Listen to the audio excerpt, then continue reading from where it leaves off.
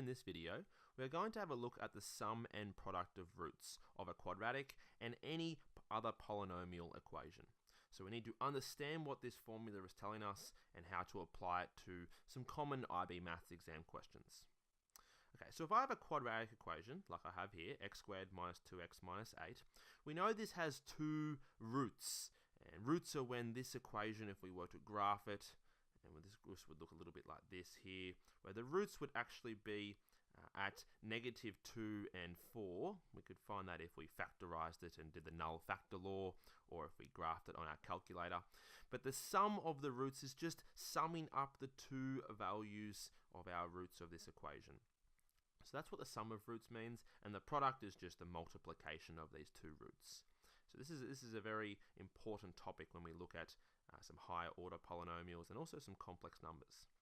Okay, so the sum of roots formula says that the sum of the roots of any polynomial will be negative b on a, which is a is the coefficient of our largest power, and b is the coefficient of the next term. It's the term with one less in the power here. So it's very important that if x to the power of 7 is our largest power, b is the coefficient of x to the power of 6. It's the one below it. Now, if there's no coefficient to x to the power of 6, if there's no term, the coefficient is actually 0. So we will look into that. Okay, so with our quadratic here, if we apply the sum of roots,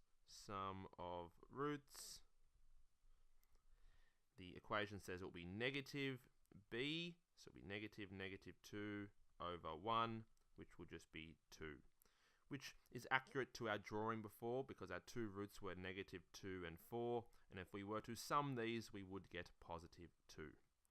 Now the product of our roots, the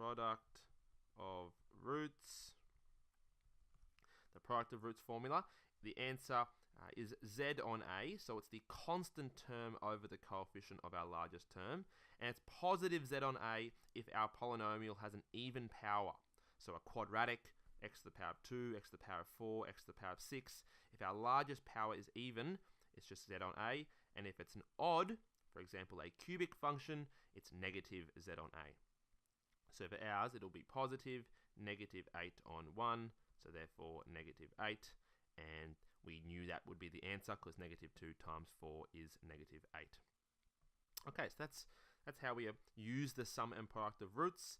In questions that ask for the sum and product of roots in quadratics, sometimes they're a bit problem-solvy, where they might actually give you the sum and the product of the roots, and you might need to work backwards to find some of these coefficients. So be on the lookout for those. They are very good questions.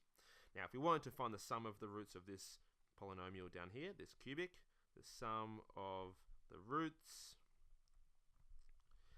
we would just use negative b on a, so it will be negative 7 over 2, which will just be 7 on 2, and the product of the roots,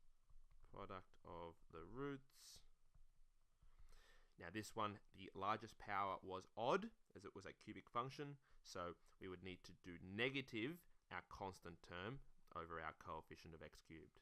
So it'll be negative 1 over 2, which will be positive a half. Okay, so that's the sum and product of roots.